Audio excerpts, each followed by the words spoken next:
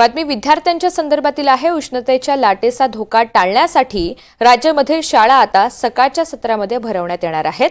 त्यानुसार सर्व माध्यमांच्या आणि व्यवस्थापनांच्या प्राथमिक शाळांची वेळ सकाळी 7 ते 11:15 ठरवण्यात आलेली आहे, तर माध्यमिक शाळांची वेळ सकाळी 7 ते 11:15 अशी असेल। याबाबतचे संयुक्त परिपत्रक आणि वेळापत्रक शिक्षण विभागाने प्रसिद्ध केलं। उष्णतेच्या लाटेपासून संरक्षण करण्यासाठी शिक्षण विभागाने विद्यार्थ्यांसाठी काही सूचना सुद्धा जारी केल्यात।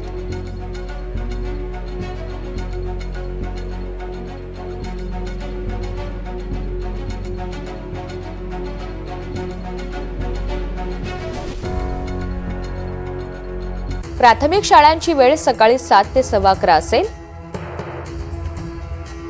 माध्यमिक शाळांची वेळ सकाळी 7 ते 11:15। विद्यार्थ्यांना उष्णतेच्या लाटेपासून बचाव करण्यासाठी प्रशिक्षित करावं अशा सूचना जारी करण्यात आल्यात। वर्गामध्ये पंखे सुस्थितीत असल्याची खात्री करावी।